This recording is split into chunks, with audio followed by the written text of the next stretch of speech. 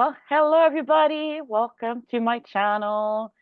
Today I have an amazing guest, one of my good friends. Her name is Cecilia. And today, Cecilia and I are going to talk about her journey and overall our whole health journey and how it's going for her right now. So Cecilia is a colon hydrotherapist who healed her symptoms of chronic Lyme and mold toxicity using raw foods. Yeah, she helps women clean up and rebuild their digestive system for a healthy gut microbiome. Her community is called Beautiful Biome. Is that a great name? Beautiful Biome. I love the name. And Beautiful Biomes is focused on helping women detox with raw foods, like I was saying earlier, and to reverse inflammation and disease symptoms by cleaning up the digestive tract and fostering a healthy, balanced gut microbiome. So, hi, Cecilia. How are you doing? Hi, Lucy. It's so great to be here. I'm doing great. And thank you so much for having me. This is going to be a great conversation. I know that. No problem. I'm so excited for Oh, this. Yay. me All too. right. So I'm going to start with the first question that I got. So, can you share a personal journey of battling chronic Lyme and mold toxicity and how it led you to discover the benefits of raw foods for your healing process? Yes, yeah, I'd love to. It was a pretty long process. And interestingly, when I was diagnosed with chronic Lyme, which happened quite a few years before the mold toxicity diagnosis, I already knew that raw foods were really great. I had been vegetarian and also sometimes vegan since I was 6 years old. So plant-based almost my whole life. And there were times I experimented with raw food because I had read a few books and heard a little bit about raw foods. So, and I didn't have any illness symptoms at that time, kind of in my late 20s, I guess it was like late 20s, early 30s. Uh, and thought, oh, I'll do raw foods I did a juice fast, a 14-day juice fast, and some raw food. Maybe I did it for like 3 months at a time, maybe six, but I think it was more like closer to three, and felt great. But then later on, when I was really sick, I had remembered the raw food, but I was confused about it because there were so many different types of raw food diets, and I wasn't even sure if I believed it would help or not.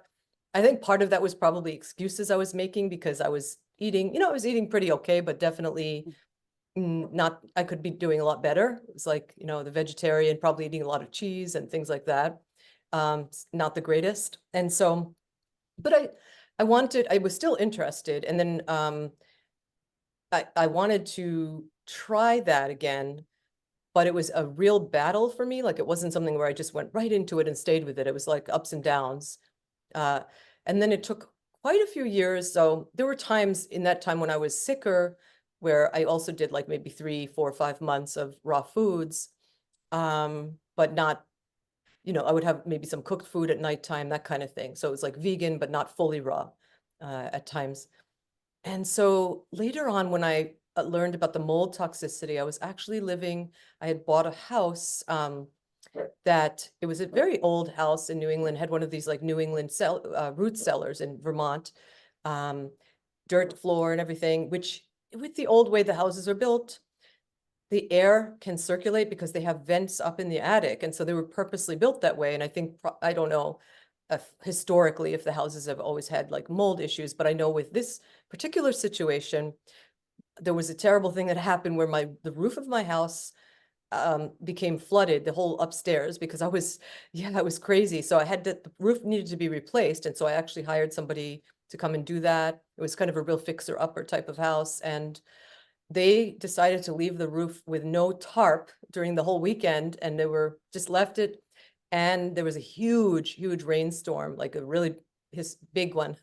Yikes. And yeah, it was terrible. So when that happened, and we found out what had happened, I had to leave the house and temporarily live somewhere else and all these different, it was pretty crazy. But I thought, okay, so my insurance is covering it, it'll be fixed up and the house will be better off than it was before.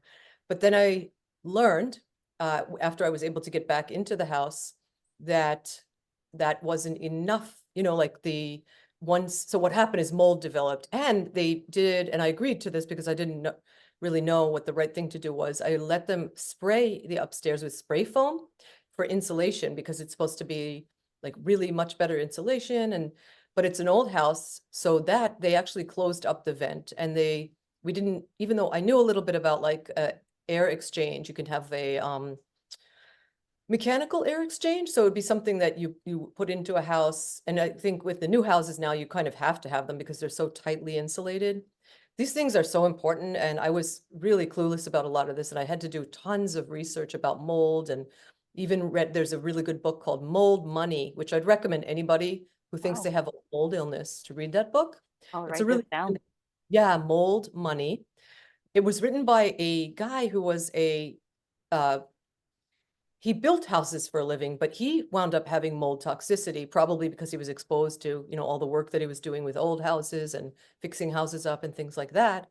And it exposes like how that industry of mold remediation, which are companies who come in and they clean up a place after there's been like a flood and issues, that there's so much, there's no oversight in this. In the United States, I don't know about other countries, but I'm in the United States.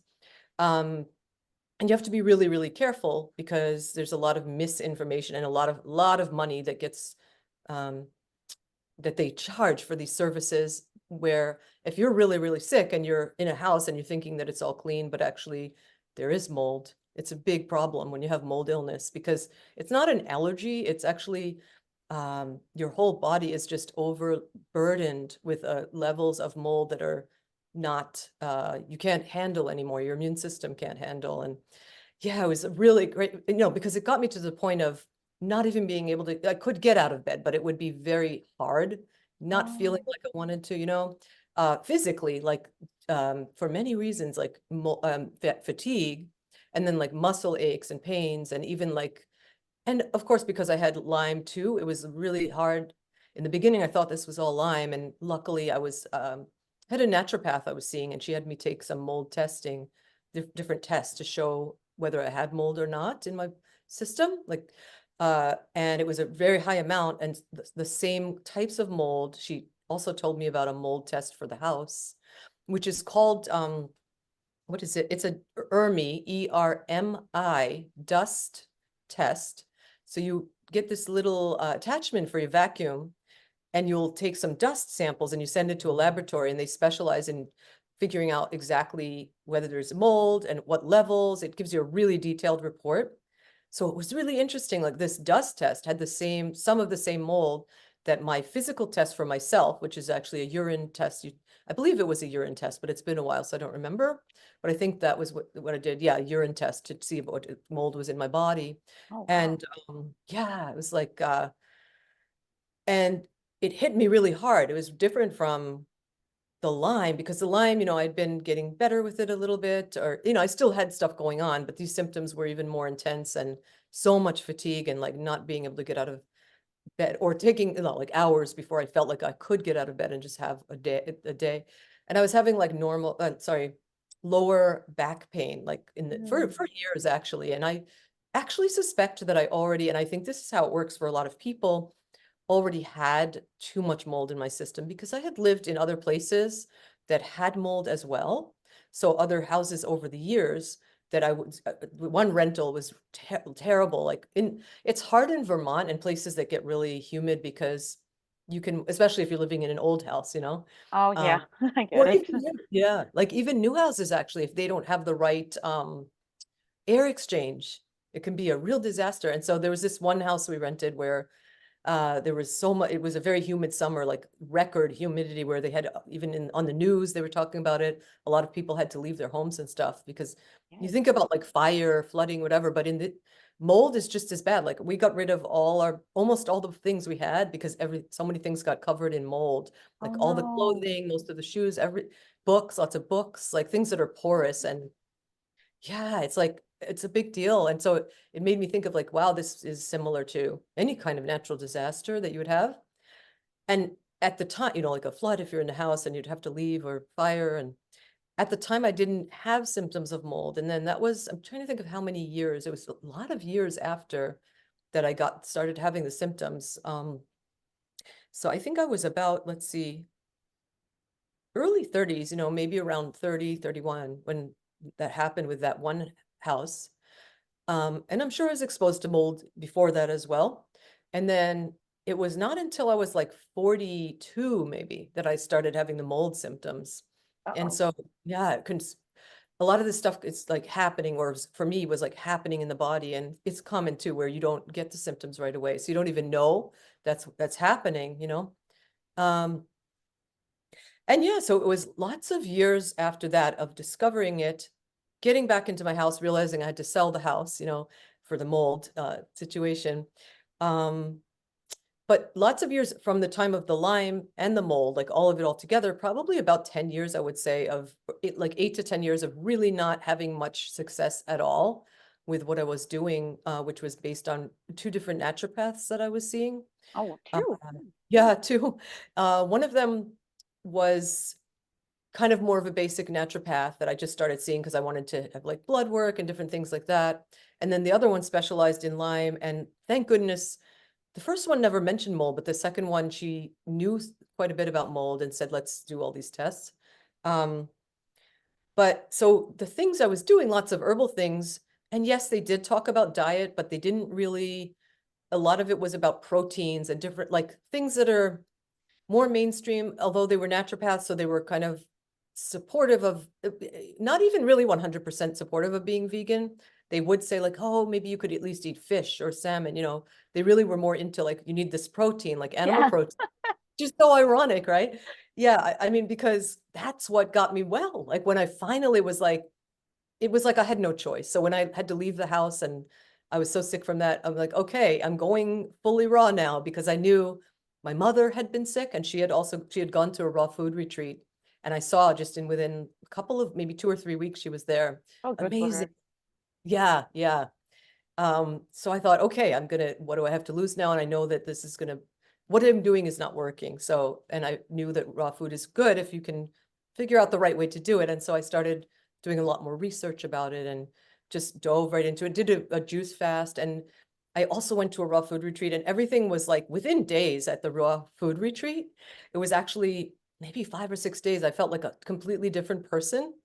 I was able to, I told you like it was hard to get out of bed, forget about like any exercise. I wasn't doing anything. But when I was at this retreat, we're doing like some pretty intense exercise with these like weights, light weights, and rebounding and walks, like 2, 3, or 4 mile walk, like whatever you can do. And I was able to do all these things, and I was feeling confident, like feeling alive, feeling happy. When I was at the house with the mold, I was kind of really depressed and Oh, just didn't feel very confident, what's the word, like optimistic about things. So the food itself, and then moving the lymphatic system. Um, I still had time after that where I've had to, and still, every day I'm maintaining and trying to work on keeping things at a level where I'm healthy, I'm able to function properly. mhm. And the one thing I found that does it is the raw foods. Um, with Lyme, it came back negative after doing switching to raw. And Lyme can be tricky because it's can hide in the organs, different things like, in the bones and everything. So you don't ever really know if 100% it's gone, but I I I think a lot of like naturopaths who work with Lyme, and myself too, I observe this, like the symptoms are really an important thing to go by. And so with Lyme, I really don't have those symptoms anymore at all. And one of the things I did, yeah, it's crazy. It's so great to just Hey, change diet. And some people yeah. still have it. Some people are not aware of this lifestyle. I know that I follow this celebrity that's called Justin Bieber, and I think he has Lyme disease. And Oh, well, yeah, yeah, I've heard of other celebrities also who had Lyme and even are still struggling with it, and they're spending like millions, to try to fix it, try to reverse it. I my can't remember gosh. her name, but there's somebody who now she's more educated and she's been helping people.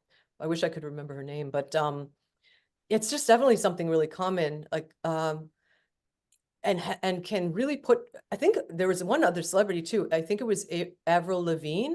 Oh I think she's Canadian, yeah, right? yes, he's Canadian. Yes. Yeah. I think I believe, if I'm remembering correctly, had a real battle with Lyme disease, and Oh my it God, affected that's her so career and all true. this. Yes. Mhm. Yeah, Wow. and like I even knew somebody locally here. I didn't, she was an acquaintance who wound up really, I think she was even in a wheelchair and really wound up passing away. She wound up because of the line. Well, she actually did like an assisted suicide, which I thought was just terrible. That the doctors don't know, like even the naturopaths don't tend to know. I'm sure there are some out there who do, but how powerful raw food is, and you know, and even if not on a fully raw diet, I think plant-based and removing those animal ingredients, the animal proteins and all this kind of stuff, Probably the even and processed fruit too. and the processed food for Yeah. sure. Yeah, I'm sure that there would be huge improvements if instead of focusing on like high proteins, we focused on a lower protein, lower fat, Yeah, lower fat. really high in the fruits and vegetables.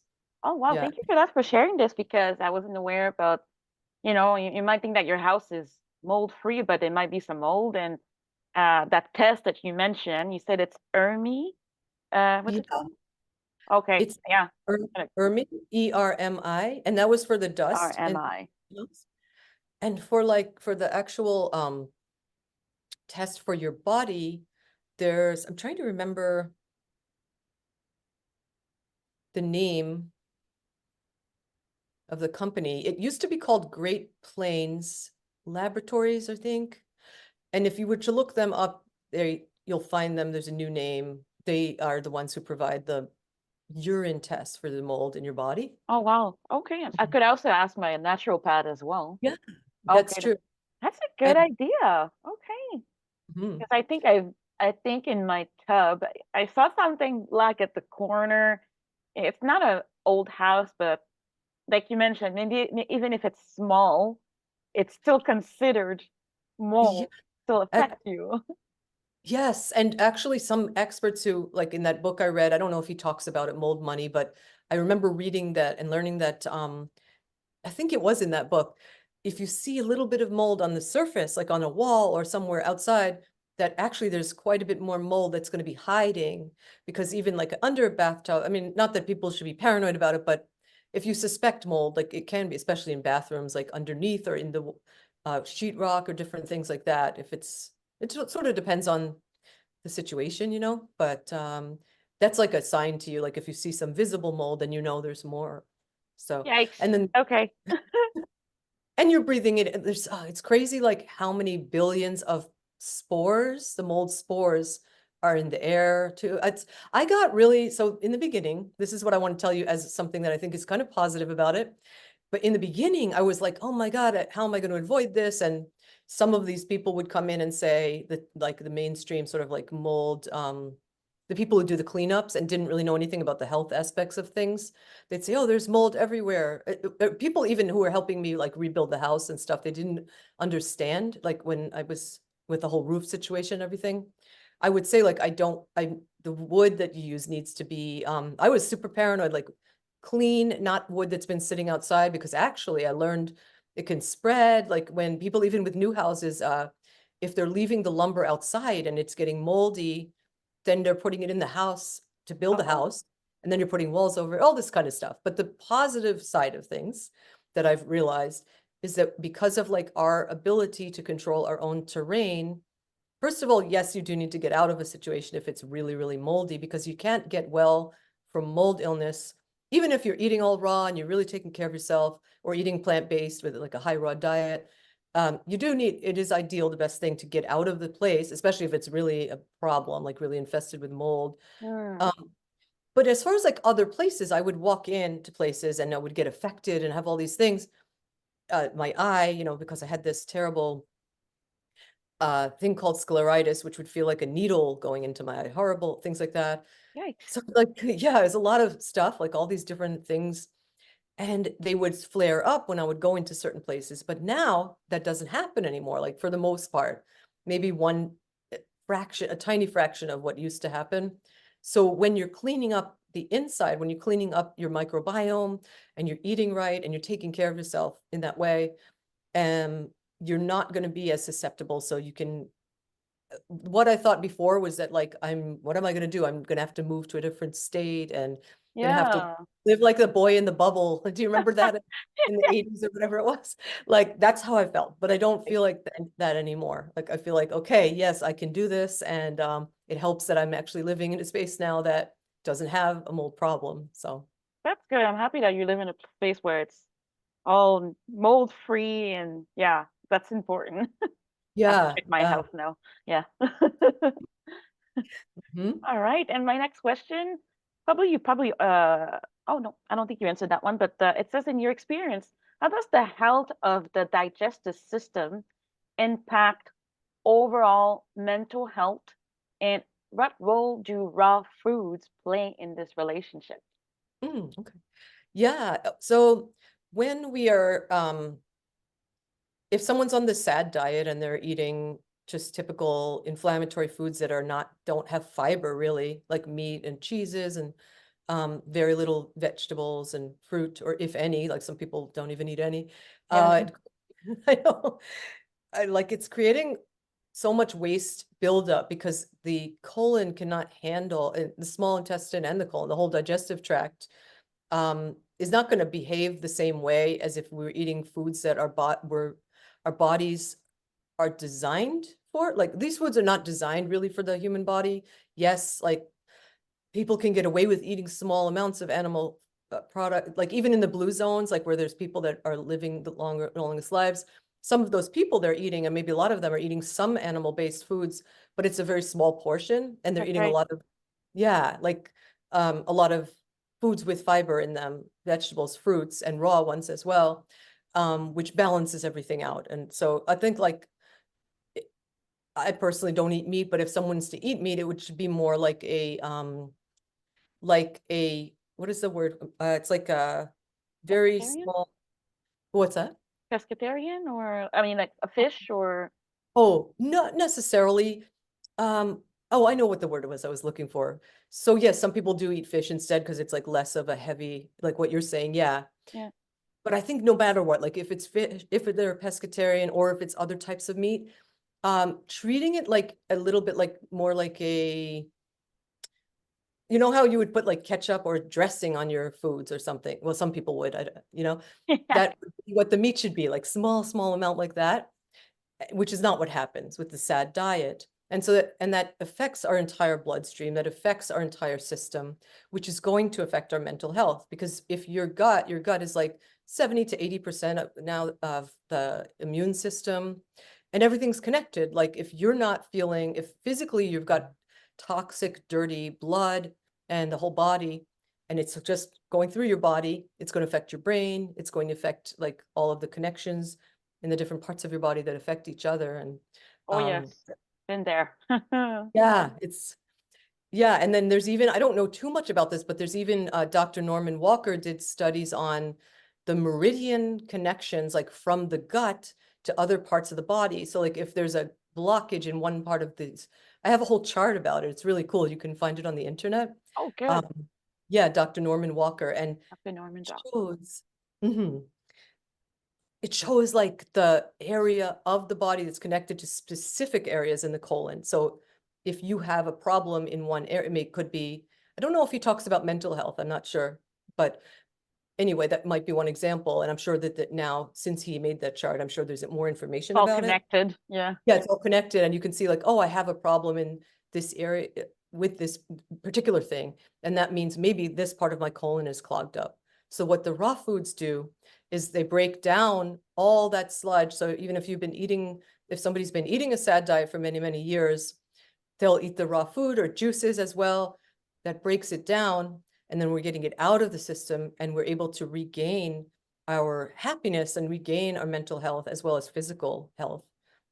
That makes Yeah. sense. I can totally I agree with that because recently I had a couple of cooked food. Well, actually a lot. Actually, it was like on and off since January, since the holidays, and I can tell how it affects my mental health. It's like when I'm only on, especially if I'm on high fruits, I feel amazing. I feel great, mental clarity. But once I put some of the sad diet back into my body, well, no meat since May, but I Yeah. mean just like the processed food or popcorn or chips or just Hmm. eating a lot of bread or whatever, pasta, it drains my energy and my mental health just crashes. And oh my God, I don't like that feeling. It's like it's taking me back to my past a bit, and I'm like, yeah, raw food is definitely has helped me a lot. Yeah.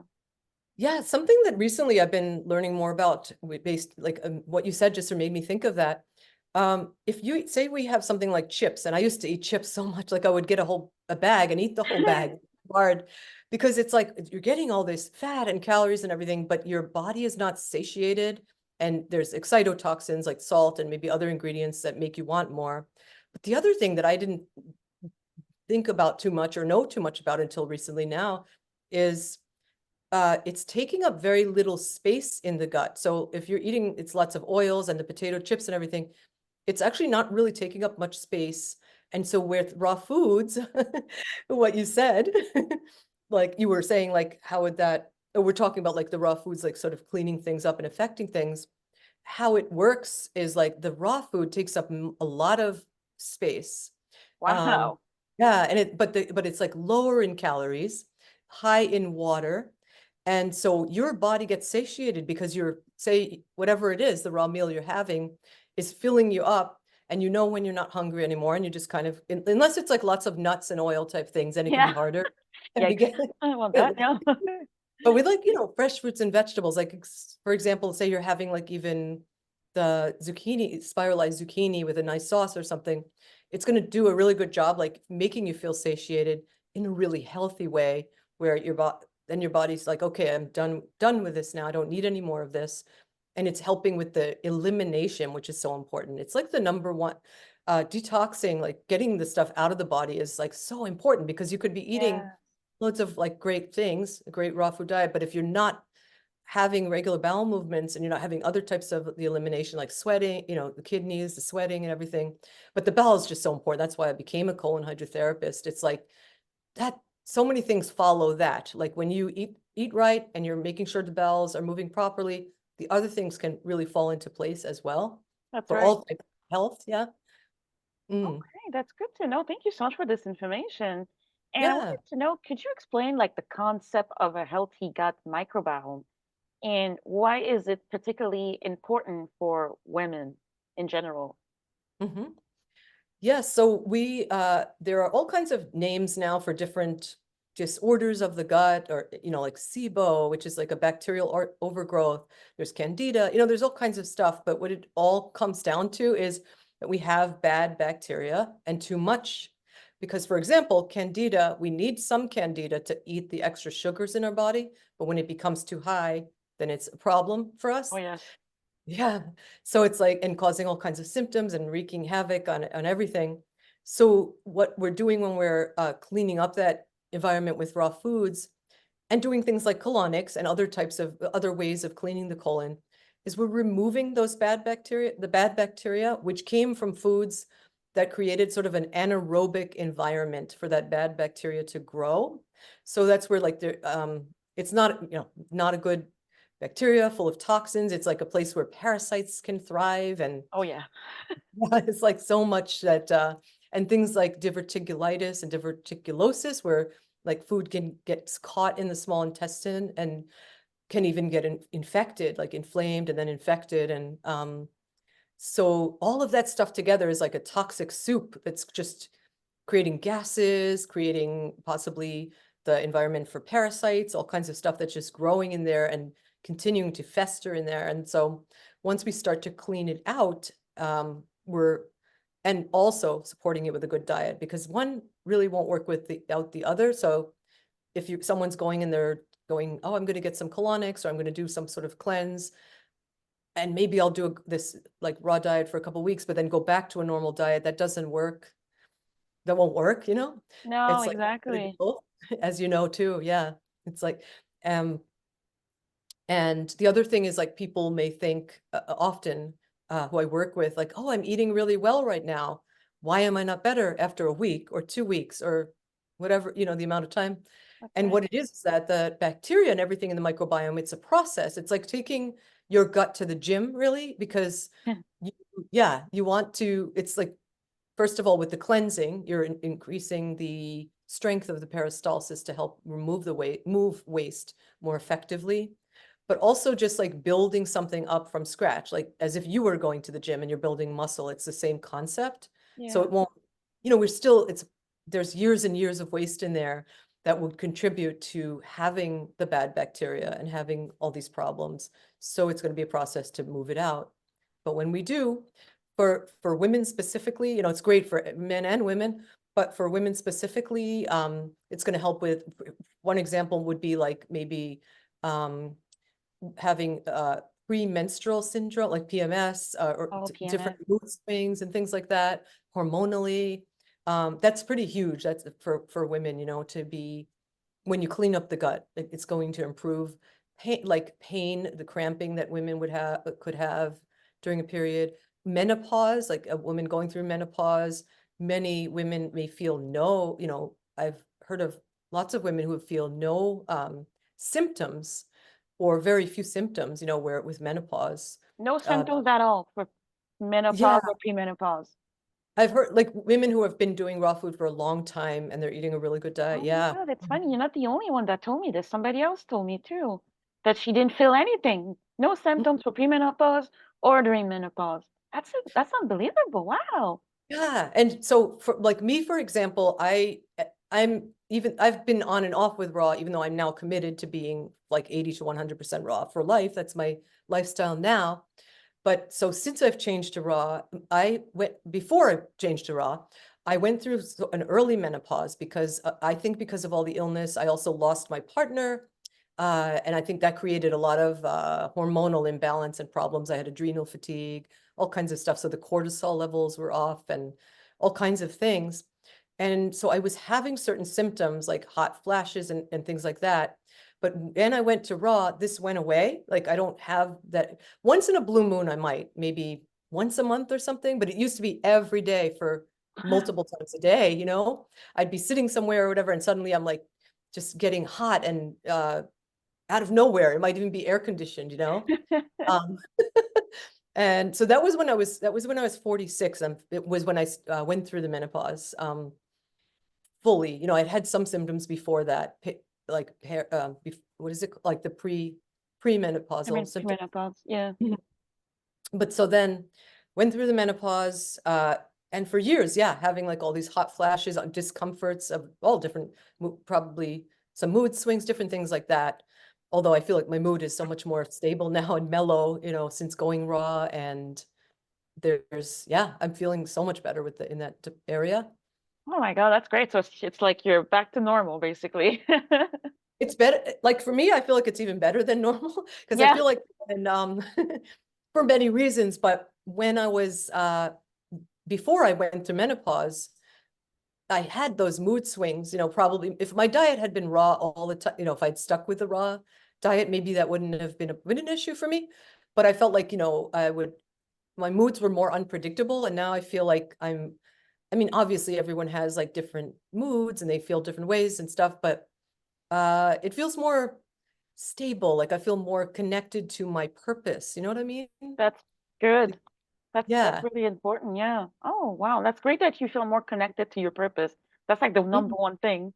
You feel more Yeah. at peace, your nervous system is okay, and so that's Yeah. great. Yeah. Amazing. All Hmm. right.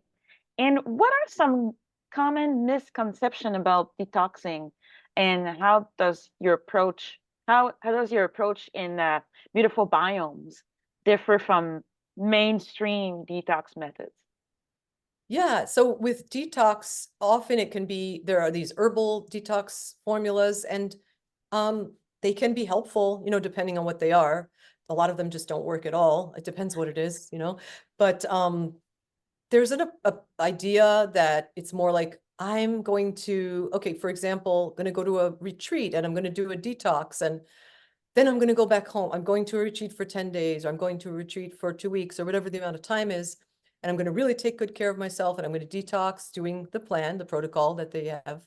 I would love Or to. yeah, it's so great. Yeah. It's a good way to get out of the everyday and like have that accountability and be with other people doing it. Yes. Definitely like a great thing. And I Mm, think though I know, yeah, You would do great. You would love that too. The mindset though can be for a lot of the people who go to these retreats that they're going to go home and they're going to just eat normally again. And oh, I'm going to the retreat once a year or twice a year, whatever it is. So it's okay. I can just clean up. But the thing is, our bodies are not going to, that's not friendly to the body. Like we're going to crash from that eventually. Maybe if someone's really young and they're sort of doing it and they're okay. But eventually, like if you're going to keep going back to either a sad diet or have high in meat diet or, very low fiber diet, basically, it's not an answer, like to just sort of put a Band-Aid on it is kind of the approach. Like we'll That's fix right. it for a little while, but then we're going to go back to this. But what you are doing when you go back to that, that is what made you sick in the first place. That is why you went to the retreat. So the answer is like, yes, we can cleanse because most people really need to do a cleanse or they need to do a detox that might be more, especially if they've got an illness, if they're not well and they have an illness. We want to reverse that. And you can do that in a short period of time. You can do that in maybe like 4 to 6 weeks. And then, but we want to change our habits for the long term. And that's what I do with Beautiful Biomes, is to teach people and to also give them that accountability, because it's really hard when they're just on their own and they're surrounded by people who don't understand or they're not doing the same thing. So those two things together, like learning about new ways they can eat and having the accountability, learning from the other people that are in the program, to not go back to what they were doing before, because that didn't work. That's why the person who's experiencing that got sick. That's So right. that's the approach, yeah, it's like, this is a lifestyle. This is not, oh, we're going to do a detox and then and that's, Let me go back to horrible. my old ways. Yeah. Yeah. Then your Yeah, body just like slaps you and like, what have you done? I feel like exactly. crap again. Yeah. There. And it's frustrating, yeah, because I think there's also a lot of people don't understand. Even well-meaning like health practitioners and doctors don't see how powerful the connection is with the food, because the only thing coming in contact with your digestive tract is what you put into it, right? So if we're putting stuff into it that's inflammatory, it only makes sense that it's going to cause inflammation and disease. So we want to take it Yes. out and we want to change our habits, Yes, I that's think. the right thing to do. Definitely. Oh, yes. And can you Yeah. walk us through that, what colon hydrotherapy is and how can it contribute to a person's mental and physical well-being? Yeah. So colon hydrotherapy is when water is used to clean out the colon. And so it's the colon, otherwise known as the large intestine. The small intestine does not get affected by the water. What happens though is that when we're cleaning out the large intestine, it's making room for our other organs. It's making room for the small intestine to allow more waste, more old waste, to come down into the large intestine and for the digestive process to finish, to get all the toxicity out that was in there, sitting there, maybe even for years. So what happens is I'll talk about two main things that people are mostly aware of if they know about colon hydrotherapy, or if they know about, yeah, colon hydrotherapy. One would be at home on your own to do enemas. Enemas. And mhm. The other one would be to go to a practitioner who offers colonics like I do, where they are able, so the main difference is with an enema, you're holding a large amount of water, 4 cups to be precise. And it's okay to start out with less, like you take 4 cups in an enema bag or bucket, and you're working with that, and the person would go to the toilet, empty out the water and waste. And sometimes, especially in the beginning, it may be like, okay, I can only hold 1 cup at a time, or I can only hold it even, so it's supposed to be for 20 minutes is generally what the best time, The best the time. amount of time is. But in the beginning, it could be 2 minutes, it could be 5 minutes, whatever it is. And people could maybe work their way up to being able to hold more. And it's cleaning the sort of the end part of like the rectal area, basically. It's Mhm. allowing, so that's why it's different from a colonic. It's allowing stuff to move from the other higher up in the colon, because if the rectal area has a lot of blockage and there's like a curved area there, which can have a lot of blockage of waste, and you're removing that, it's allowing mechanically your body to sort of bring down the rest, but the water is not going to reach all the way up like it does with a colonic. Okay. Different. With a colonic, the water, because of the way the system is designed and the whole method, which is Wood's gravity colonics, that's what I do. That's my method. No machine is used. It's all done just using gravity and using Oh, the wow. prediction. No Yeah, it's machine involved. right, no machine at all. And there, so what helps there is there's massage, abdominal massage that the practitioner does while they're administering the water, and it's slowly being administered. So it's like small amounts entering the body and exiting the body simultaneously. And so instead of holding it, so it's not this discomfort of holding with an enema. And by the way, enemas don't have to be uncomfortable either. It's just like in the beginning and at times you can feel some discomforts, but it can be a very effective way to do it at home. It's just going to be, so I'll tell you, like with a colonic, it's been said that it's like 16 enemas. So when you go to Oh, get one colonic, it's going to clean that whole entire large intestine. oh, The enemas wow. not going to do that. Yeah, you can do 16 enemas and do a lot of cleaning. It's just very exhausting. It's not Yeah. going to Can be as imagine. effective. It's like, yeah. So yeah, that's kind of the main difference is and so when I think the second part of your question was about what it can do Like for for me.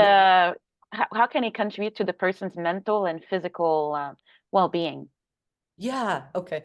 Yes. So what happens is when we were talking about the raw foods breaking down the very old waste and the toxins in the body, what happens is when someone is having a good diet like that, if they're not, it's going to be different. But if they're having a good diet, like a raw vegan or a high raw vegan diet, and they're coming in for a colonic, that's going to wash out all that loosened up waste. Okay. So, yeah. So basically, our bodies aren't meant to get rid of years and years of waste on our own. So, Yeah. yeah, it's really hard. Like there are people who do go into doing a raw food diet, but it'll take longer to get all that old waste out. So it's kind of like it's just a tool.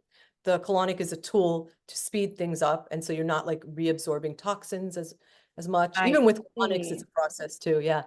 So, but yeah, it's a really good way. And the way it will affect the mental health is like it's clearing out that debris. So we're not reabsorbing all these toxins anymore because they're just being washed out of the body. And we're keeping up with Wow. things with good diet to help support the good mental health. Oh my gosh. Okay. Yeah, I need to go for one definitely because I haven't tried it yet. Uh-huh. I keep saying Yeah. I'm gonna go and then I procrastinate. Hmm. I will do it this year. I will. I promise. Yeah, it's a Yeah, yeah, that'll be interesting when you do go and to hear what you think. exactly. And what are the first steps someone interested in transitioning to a raw vegan diet should take, like especially if they're dealing with like chronic inflammation or disease symptoms? Been there with the chronic inflammation. Oh yeah. Yeah. Hmm. Yes. So when somebody's starting out, and it depends on what they had been eating before, if they're going straight from the SAD diet to a raw diet, they're going to feel some pretty dramatic results of feeling better, most likely. Most likely probably pretty quickly, but there can be issues with digestion, gas, bloating, and all that kind of stuff. And so most of the time though, it really depends. It's really everybody's different because it depends if someone's starting out with an illness, no illness, but if they have a lot of inflammation or not, or if they're constipated, really big deal. Yeah. Um, it can be like within a week or 2 weeks that they're going to feel much relief by not doing anything very special, like a juice fast or something, but just going into the raw foods, eating the raw foods, especially very water rich, fibrous foods. When somebody has severe constipation and they're feeling all that bloating and the discomforts and everything, and it's going on and on a really long time, what we can do to really ease things is to do a juice fast. I'm not saying it's necessary, but it can be a really powerful tool.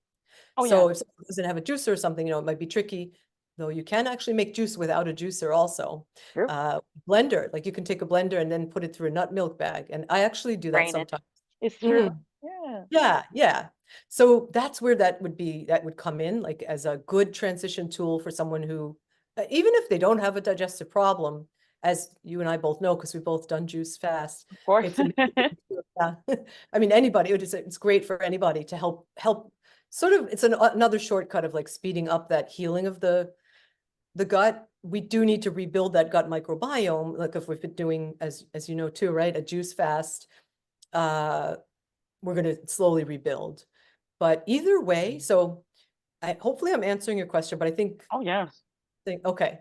So I think like either way, either with a juice fast, or you can go right into doing raw foods and using juice as a tool, including the juice, even if you're not doing a juice fast, like maybe you do a juice every morning, a green juice, is going to be super helpful. And you can try both ways, try just doing the foods, the solid foods, and then see how you do with that, or whether you need to maybe supplement with like doing some days of just juice.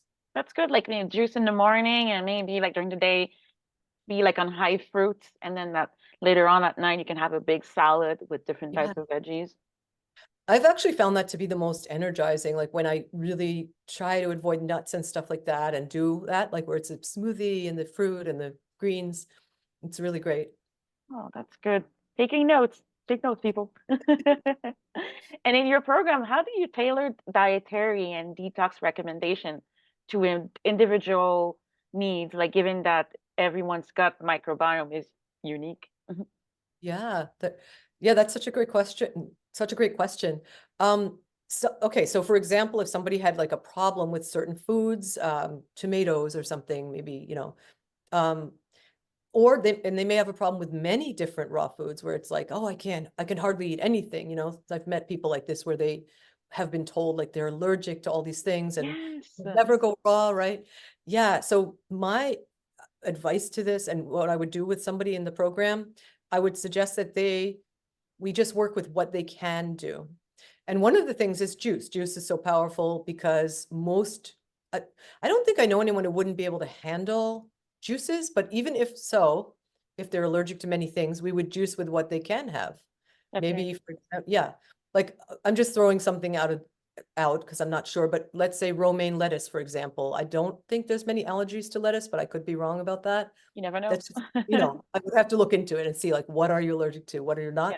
Yeah. We would just work with that for a case like that. And then everybody can go raw. I just think it's a matter of, because some people say like, oh, I can't go raw, or not everybody's the same and not Oh, everyone can. yes. I hear that a lot. I could never go raw. Sometimes I get comments like that. Not everybody's meant to go raw. I'm like, are you Yeah, sure about that? we're all Try. different, and Yeah, we are all different, but what's different about us all is the amount of waste we have and what we have in our system. But what is the gut microbiome like what's going on in there? And exactly.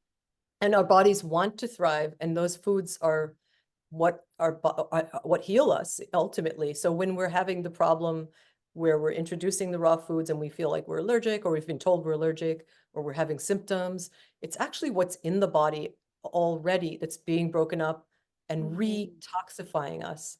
So that's why I say if somebody can't handle it, we try with juices, or we try with the foods they can handle.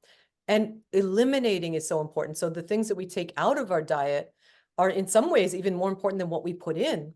And that's why, like, sometimes you hear about people who say, I went on the carnivore diet and I feel so great and so much better. Yeah. But then they go crashing down. Like in the beginning, they'll feel so much better. And how Um, their mental health. yeah. Yeah, and their moods. Yeah. Mhm.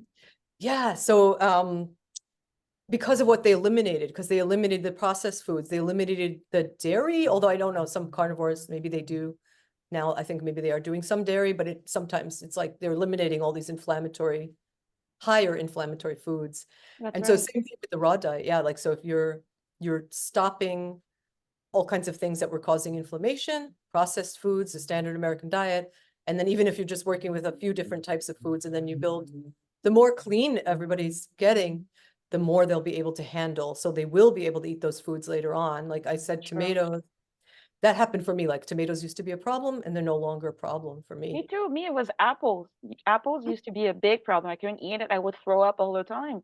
But once I did the juice fast, I can eat apples with no issues. Pineapple too. It Oh, really? used to be such an issue, but now Yeah, I'm like, yeah, I can enjoy it finally. that's great. Yeah, I know because pineapple tastes so great and it's so hard to get. Yeah. Many people, yeah, have that problem. Is that crazy? Huh? And could you share like a success story from your community where a member like significantly improved their mental health through the detox and diet program you advocate? Yes, there's one person I have in mind who's like the most glowing and incredible reversal.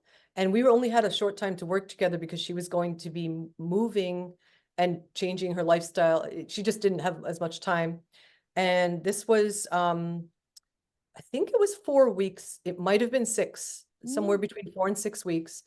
And she went all raw and she was doing smoothies basically. Um, and she had depression. She was very overweight, lot of inflammation, autoimmune symptoms, like all kinds of stuff. I don't have the exact notes, so I'm not sure exactly what was happening, but she definitely was having many, many issues to the point where I was like the last resort. Like I'm like, okay, I'll do anything now. And she wanted to completely change, what she was doing. And she cleared away, like by the end of the time, and I think, something like 5 weeks maybe, she said it's the most, she lost all this weight. Her face was glowing. Like I actually got to see her in person because she was also a colonic client. And she looked incredible. Like she just looked so much healthier. She didn't before she had like this paleness and just very lot of fatigue, depression. She said that this is the number one thing in her entire life, that the best thing she's ever done for her health, like in all across the board. The depression was a big one because she was really, aside from, yes, the physical things were a problem, and this also helped the depression as well. Like she actually was happy, optimistic, and um, felt like she was way ahead of where she had been. That's amazing because I can relate. Depression and anxiety was part of my whole life. And when I switched to just by doing a juice fast and becoming raw, it ha the depression and anxiety is totally like, I would say like I don't feel it like before. Like now I feel happier. I feel more in control of my life. It doesn't overpower me like it used to before. And I feel amazing on this lifestyle. You can totally see the difference. Just putting Yeah, living food into your body, it like it wakes up all your cells in your body and make it it brings it's like a happy pill basically, but it's not yeah, pills, it's living food. So instead of taking happy pills, you can just take those. Yeah, just the yes. clementine. Yeah. Oh yeah, I love Yeah. clementines. Yeah. That's Yeah, amazing. yeah, me too. Yeah, I've also struggled with those things, with the anxiety and depression, and it's like night and day. Like you even it's unbelievable. Like I said, once in a while I might have something cooked. Like my goal is I want to, or I'm usually at 100%, but I'm okay if it's like 80 to 100%. So if I have had something, I notice a difference, and every single time if I've had something cooked, I'm like, why did I even want that? Why did I even No. do that? Because you don't feel that same vibrancy from the food. You actually Oh, feel a difference, like immediate difference. oh Yeah, yes. there's nothing like the high vibe raw foods. You feel sluggish after that. Experience them Mhm. twice, people. I know what I'm talking about. Yes. Yeah. Yeah, and I've had that too, where I went into, it was like a special occasion or whatever. I'm like, oh, I'm gonna have some cooked stuff, and then I'm like doing it for a little while, and it's like, no, I want to go back to the raw. 100%, Yeah. We got this.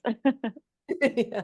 And how do you address the challenges that come with a raw vegan diet, such as ensuring like balanced nutrition, dealing with social dining situation, and managing cravings for cooked or processed food? We were just talking a bit about it. Yeah. Yeah. So with the nutrition, so here's a couple of things that, first of all, it's such nutritious food because we're getting to absorb so much more out of it. Yeah. However, at the same time, yeah, it's just like the best food on the planet. And then at the same time, we shouldn't ignore the fact that soils are not as rich as they used to be in minerals and nutrients. So that's why like it's good to do things like smoothies. That's one of the ways I deal with it, is have a really high in nutrition smoothie in the morning, and that's a big deal. I've Because seen you it. It can, looks tasty. they taste great too, because the fruit really helps with the flavor. And because if you think about it, like we're not going to sit down and eat half a pound of kale in a bowl, right? So usually the smoothies, it could be up to like half a pound. I try to go for 1 pound of greens a day, which is a lot. And usually I'm getting to at least half a pound. So not, it's a lot. But the smoothie is a way to do it because you're blending it up with fruit. And I put chia seeds in there, or I might put flax, at least a couple tablespoons of chia, but usually it's more like a quarter cup of chia or flax seeds. So that and the greens really help with like the omega-3s, and the greens have so many vitamins and minerals in them anyway, like everything you can imagine. There's a couple of things I do. So that and juicing, because juicing brings you so many nutrients as well. Yeah, And then another thing I do is I will take spirulina and chlorella, which also have a lot of vitamins and minerals in them. Um, but there is a concern, across the board. I think a lot of everyone who's raw vegan or even vegan, cooked vegan, they ask about B12. And that's something, some people don't do it at all. They don't take the supplement, or they do. For me, I take it. I don't take it every day, but I do take the B12, a liquid B12 supplement, the liquid. sublingual one. At least like a couple times a week. And I'm not saying like it's really different for everybody. I'm not suggesting anybody out there. I usually suggest people take it because, because we don't really know. And to have their blood work done. So that I do too, especially since I dealt with the illnesses I dealt with. I'll have my blood work done a couple times a year, and I'll be able to see if it's showing that I have a B12 and B12 deficiency I had years ago, Me but I too. was able to correct that. Yeah. And that's one of the things that can cause depression and the fatigue and all kinds of stuff, and even anxiety, all that stuff. So it's It's good funny, to, the B12 deficiency, I had it when I was on a meat diet. yeah, isn't that interesting, right? Yeah, I've heard that too, that a lot of people on meat diet can have a B12 deficiency. it's Um, crazy. But when I went on this diet, okay, it was balanced out. yeah, it's interesting. They, some people, some raw vegans, they say that their bodies are able to absorb, that the gut is able to better absorb the bacteria. Because, so I don't know too much about this, but apparently our bodies can produce the B12 is what some people say, but we're not able to absorb it well because of our diets. And even when we're raw vegan, because we're still cleaning up like all this old stuff. But then there's some people who say they can absorb it and they don't have a Yeah, deficiency. It's interesting. So it's really a lot to interesting. think about there, I think. Yeah. I think paying attention to the symptoms is super important. So if you're feeling like a lot of fatigue, and doing that blood work so you can keep track. That's so Um, true. yeah. And then the other thing that I think is important for everybody to be concerned with is making sure you have enough D. So D3, because really the sun is the way that we get, Got that. primarily we get it. So that's what I do. Like I'll take B12, and I take a D3K too, Yeah, that's because what I have too. yeah. And I would like to look into more foods that have K2, because Yeah, I'm not even sure if I want to make sure that I'm having enough, because that's how we process, that helps us process the D3. But it would be great to get the K2 from foods and then maybe just take the D3. I'm still kind of looking into that. yeah, that'd be great to know, huh? Definitely. But how do you deal with the social, like social dining situation? Yes. Yeah. So for me, it's been interesting. I get it. Sometimes, yeah, it's like now I've been through some pretty intense cleanses, like a juice fast and then also doing like just smoothies mostly. And during those times, I actually did go to a couple of social events with only my drinks. And especially when it was just juice, I definitely got a lot of Oh stares and yeah. looks and questions. And it was like, so first of all, I work on getting comfortable with it and trying to use it as an opportunity to answer people that might maybe be inspired to do it themselves someday. Like, just be upbeat about it and try to be, not take it personally, like when people ask the questions. Exactly. Just stay Yeah. humble and yeah. What Yeah. about like processed food for you, like cravings? What's that? What about managing cravings for cooked Yeah. processed foods? Yeah. So I don't have the cravings as much as I did, amazingly. I eat when I'm hungry, try to just eat. Obviously, when I'm hungry, I'll eat the right foods because what happens, the cravings come in when for me personally, and I think for a lot of people, when you don't eat, when you're hungry, you went let's say I go shopping and I didn't have anything for a while, for a few hours. I didn't eat as much as I needed to that day, that's when I might be like, oh, it would be okay to get like, for me, the weakness is like nuts or something with nuts or Yeah, nuts. raw candy, raw chocolate thing or something like that, which, it's fine as a treat once in a while, but there are some things that can be, I don't know if they have these in Canada, but it's called, I don't even remember the brand actually, I'm sorry, but Oh, it's like a thing with chocolate and like a lot of nut butter type of stuff like I know you tahini. showed me the picture. I was looking for that. So that's when I get into trouble. So what I have Me to do is too. make sure I eat when I'm hungry. And the crazy thing is, like, even if I'm eating mainly fruit and smoothies and things like keeping it light during the day, if I eat enough, I find like I feel like that, what you said, feeling so alive. And I don't want those other things, That's that, good. Needs oh, popcorn. Popcorn is my sin. yeah, that used to be really tough for me. And I guess I stopped and I don't even know how, but I just don't eat it anymore. I mean, I love Ah, popcorn. that's good. But I did find some kind of substitute thing. That's another thing that I suggest. Like you can find things that are similar. You can make like something in the dehydrator, like this cauliflower popcorn I made once, Yes, which is me too. I tried that. It's really yeah. good, really tasty. Yes. Oh yeah, one of my. I think I might do it again, but I'm trying to be more high fruits right now. It's hard Mhm. because sometimes I'm just like, oh, I want nuts, and I oh, I'm in between. But that's because I opened the door during the holidays, and yeah, it's like la la la la la. Yeah. And then it can be like a comfort feeling too, I think, with nuts because it's so satiating, like very quickly. So good. I know. But the body's like, not too much. Come on, calm down. I know. And it's good to have like a little bit anyway. Yeah. A little bit, exactly. That's right. And finally, what advice would you give to our listeners who are curious about improving their mental health through diets, but may feel overwhelmed by the prospect of making such a significant lifestyle change? Because sometimes it's tough for people. Yeah. Yeah. I think the number one most important thing is to remove, like to eliminate the things that are causing the inflammation and the problems. So they can decide, okay, I want to do maybe a plant-based diet where it's vegan, but cooked vegan. And maybe I'll have some raw foods for sure. Um, but so important to remove processed foods, to remove the animal, really, especially if you have an illness going on, to remove the animal proteins and the cheese, also the byproducts of that, like the cheese. So meat and the cheese and eggs and stuff. So if you can do that, if somebody can remove those things, and also I would really look at wheat.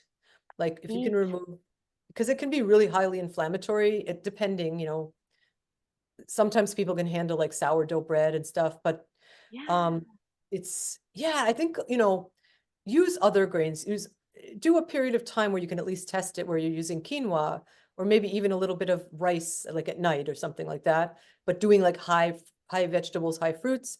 Food combining is huge. You can when we follow good food combining rules, that goes a really long way. So if we've removed all those things that are causing inflammation and we're combining our foods in a way so we're not creating more like fermentation and inflammation.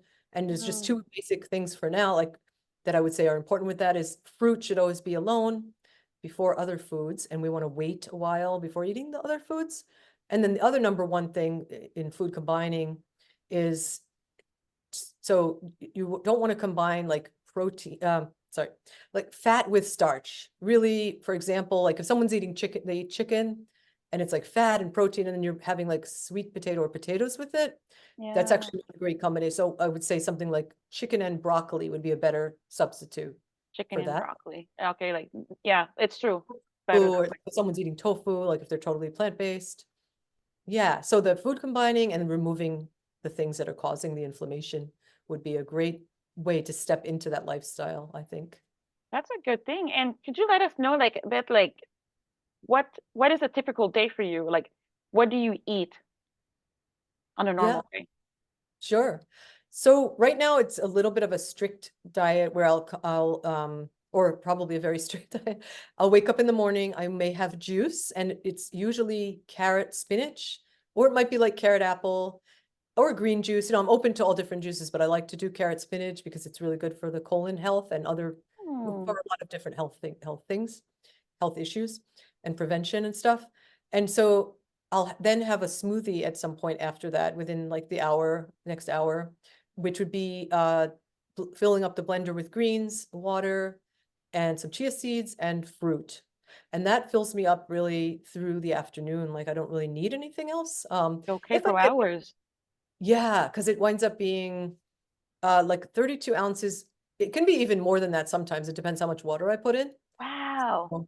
And I stay really hydrated in the earlier part of the day. In the morning, I try to do like 4 cups of water. I might do 4 cups of lemon water and 4 cups of regular water. So that's like eight Water. cups. Okay.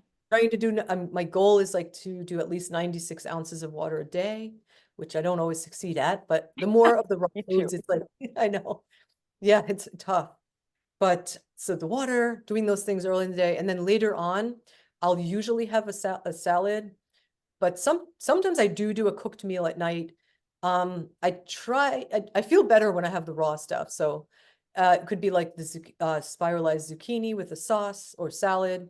If I do have something cooked, it would be like steamed vegetable, like sweet potato or Yeah, something. I was gonna ask you that. What do you have for cooked food? Like, so sweet potatoes, you steam it. Yeah, and I would have a salad first because that's really important to help with digestion.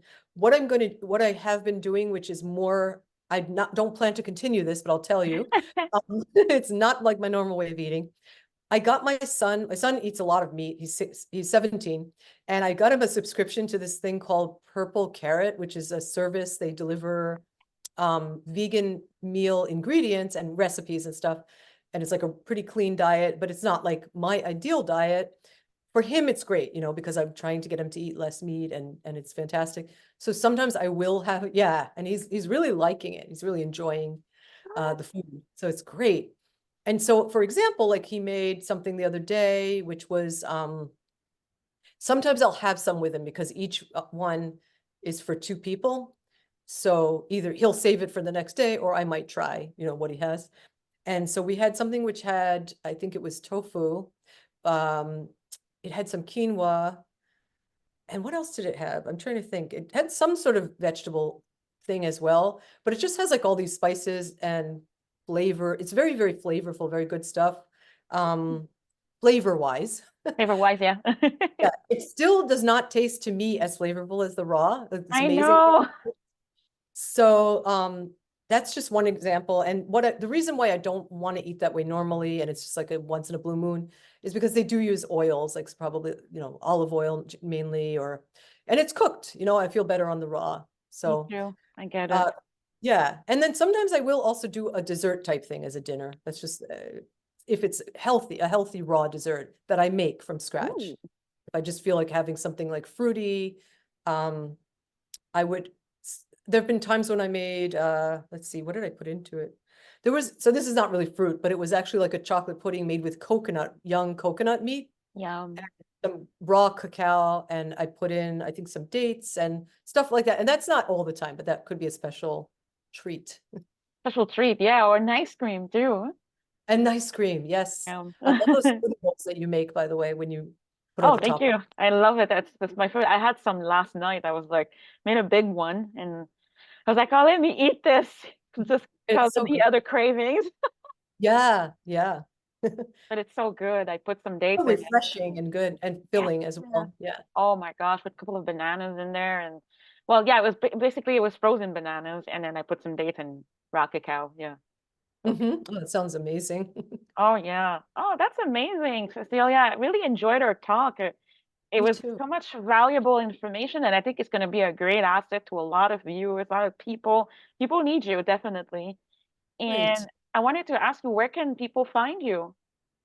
Yes. So they can find me. I use the name Beautiful Biomes, and that's Biomes with an S at the end, on social media. I also have a website. So if you're on Instagram or Facebook, TikTok, and YouTube, I have Beautiful Biomes is my handle on all of those. And then beautifulbiomes.com, you can find information right now. That that's up there is a free video series that I have to help clean the gut using raw foods. And Oh, then you that's can always good. get in touch with me too.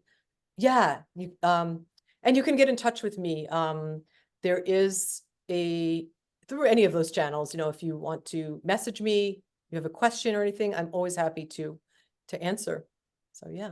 Perfect. And yeah, I'll be adding the information down below for anybody that wants to see it or want to get in touch with Cecilia.